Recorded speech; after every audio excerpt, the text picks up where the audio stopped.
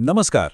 आज हम बात करने वाले हैं एनिमल किंगडम के एक बहुत ही कह सकते हैं हम हमारे अपने ग्रुप की, फाइलम कॉर्डाटा की। ये हमारा बायोलॉजिकल परिवार है और आपको जानकर हैरानी होगी कि हम इस ग्रुप में कितने अलग-अलग अजीबो-गरीब जीवों से जुड़े हुए हैं। तो चलिए एक सवाल से ही शुरू करते हैं। सोचिए जरा, एक शार्क और हम इंसानों में क्या कॉमन हो सकता है ना? थोड़ा अजीब सवाल। मतलब कहाँ वो पानी का खतरनाक शिकारी और कहाँ हम। क्या करेक्शन होगा भाई? जवाब है एक नोटोकॉर्ड। जी हाँ, एक सिंपल सी रॉड जैसी चीज जो हमारी बॉडी में डेवलपमेंट के शुरुआती दौर में होती है। यही वो एक धागा है जो हमें शार्क से, चिड़ियों से और यहाँ तक कि कुछ बहुत ही मामूली से दिखने वाले समुद्री जानवरों से भी जोड़ता है। तो आज हम क्या-क्या देखने वाले हैं? सबसे पहले हम समझेंगे कि कॉर्डेट्स का बेसिक डिजाइन क्या होता है। फिर हम उनके विशाल फैमिली ट्री पर नजर डालेंगे और उसके बाद हम गोता लगाएंगे वर्टिब्रेट्स की दुनिया में, जहां हम बिना जबड़े वाले साइक्लोस्टोम से लेकर कार्टिलेज और हड्डी वाली मछलियों तक का एक मजेदार सफर करेंगे। तो चलिए सबसे पहले बात करते हैं कॉर्डेट ब्लूप्रिंट की। मतलब आखिर वो कौन सी खास बात है जो किसी जानवर को कॉर्डेट बनाती है? इसका जवाब कुछ बेसिक फीचर्स में छिपा है। ये देखिए इस डायग्राम को।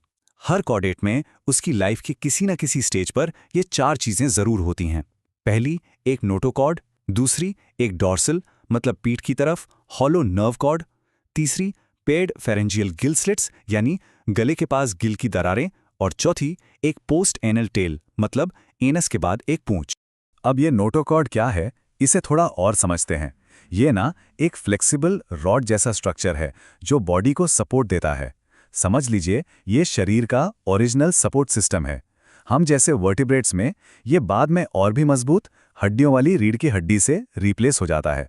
अच्छा, अब ये टेबल देखिए। ये कॉर्डेट्स और नॉन कॉर्डेट्स के बीच का फर्क एकदम साफ कर देती है। कॉर्डेट्स में नोटोकॉर्ड होता है, नॉन कॉर्डेट्स में नहीं। हमारा जो सेंट्रल नर्वस सिस्टम है वो पीठ की तरफ यानी डॉर्सल होता है और खोखला होता है, जबकि नॉन कॉर्डेट्स में ये पेट की तरफ यानी वेंट्रल और ठोस होता है। हमारा दिल आगे की तरफ वेंट्रल साइड पर है, उनमें अगर दिल होता भी है तो वो डॉर्सल यानी पीठ की तरफ होता है। तो आप देख सकते हैं ये इवोल्यूशन के दो बिल्कुल अलग-अलग रास्ते हैं। तो ठीक है, अब जब हम बेसिक बातें समझ गए हैं तो चलिए कॉर्डेट्स के इस विशाल फैमिली ट्री की अलग-अलग शाखाओं को देखते हैं। क्लासिफिकेशन को आप एक फैमिली ट्री बनाने जैसा ही समझ सकते हैं। बिल्कुल। फाइलम कॉर्डाटा को मेनली 3 सब फाइला में बांटा गया है: यूरोकॉर्डाटा, सेफेलोकॉर्डाटा और वर्टिब्रेटा। देखिए, पहले जो दो हैं यूरोकॉर्डेट्स और सेफेलोकॉर्डेट्स, उन्हें हम अक्सर प्रोटोकॉर्डेट्स भी कहते हैं। ये सिंपल से समुद्री जीव हैं, लेकिन इनसे हमें वर्टिब्रेट्स की इवोल्यूशन के बारे में बड़े इंपॉर्टेंट क्लूज मिलते हैं। पर आज हमारा मेन फोकस रहेगा वर्टिब्रेटा पर, यानी वो ग्रुप जिसमें हम भी आते हैं। ये जो चार्ट है ये अगले कुछ मिनटों के लिए हमारा गाइड या रोड मैप है। ध्यान से देखिए, वर्टेब्रेटा में जो पहला बड़ा बंटवारा हुआ है वो इस बात पर है कि जबड़ा है या नहीं। एक तरफ है एग्नाथा यानी बिना जबड़े वाले, और दूसरी जो कि एक बहुत बड़ी ब्रांच है वो है ग्नाथोस्टोमाटा यानी जबड़े वाले जीव। तो चलिए अब एंट्री करते हैं सब फाइलम वर्टेब्रेटा में। यहीं पर इवोल्यूशन ने एक ऐसा जबरदस्त मोड़ लिया जिसने इस ग्रुप को सक्सेस की एक नई ऊंचाई पर पहुंचा दिया। तो वर्टेब्रेट्स की सबसे बड़ी पहचान क्या है? वो ये है कि इनमें एम्ब्रियो स्टेज में जो नोटोकॉर्ड होता है वो बड़े होने पर कार्टिलेज या हड्डी से बनी रीढ़ की हड्डी यानी वर्टेब्रल कॉलम में बदल जाता है। आप कह सकते हैं कि ये नोटोकॉर्ड का एक जबरदस्त अपग्रेड था। इसी अपग्रेड ने और ज्यादा कॉम्प्लेक्स, बड़े और तेज शरीर बनाने का रास्ता खोल दिया। अब वर्टेब्रेट्स के अंदर हम सबसे पहले क्लास को देखते हैं, साइक्लोस्टोमेटा। ये बिना जबड़े वाले बहुत पुराने समुद्री जीव हैं। इन्हें देखकर ऐसा लगता है जैसे हम इवोल्यूशन के शुरुआती दिनों को देख रहे हों। ये जो जानवर आप देख रहे हैं ये है पेट्रोमाइजॉन, जिसे लैम्प्रे भी कहते हैं। याद है वो क्लासिफिकेशन चार्ट? ये उसी एग्नाथा ग्रुप का मेंबर है, मतलब इसके पास जबड़े नहीं हैं। ये एक एक्टोपैरासाइट है, यानी ये बाहर से चिपककर अपना खाना लेता है।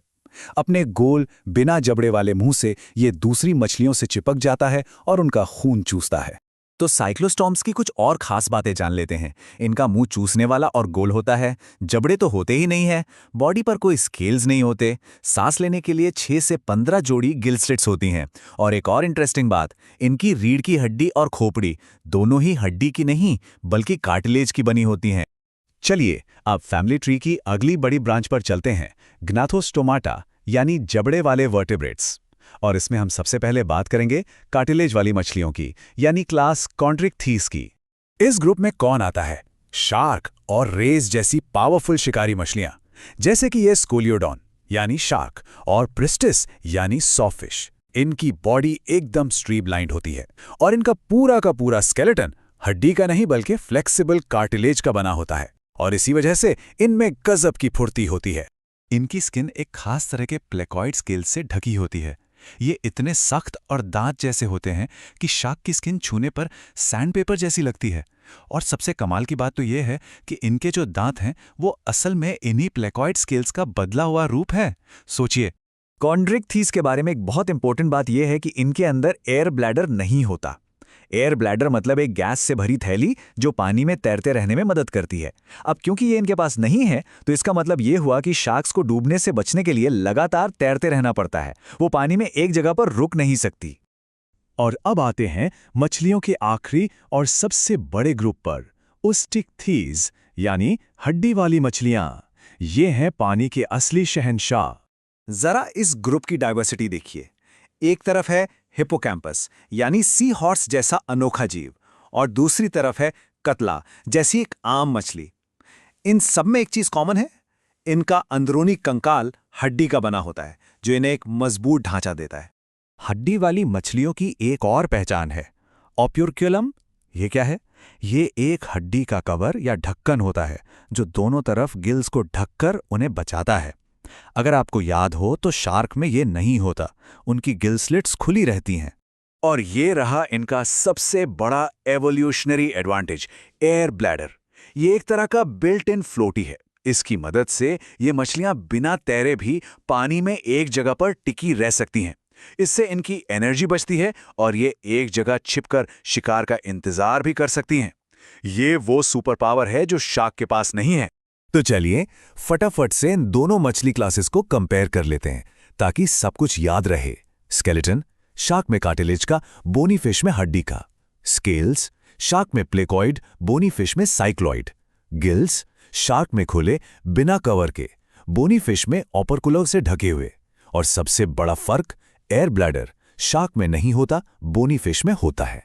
सिंपल। तो आज हमने क्या सफर तय किया, एक बार जल्दी से देख लेते हैं। हमने शुरू किया फाइलम कॉर्डेटा से, यानी जिनमें नोटोकॉर्ड होता है। फिर हम आए सब फाइलम वर्टिब्रेटा पर, यानी जिनमें रीढ़ की हड्डी होती है। उसके अंदर हमने देखे ग्नाथोस्टोमाटा यानी जबड़े वाले।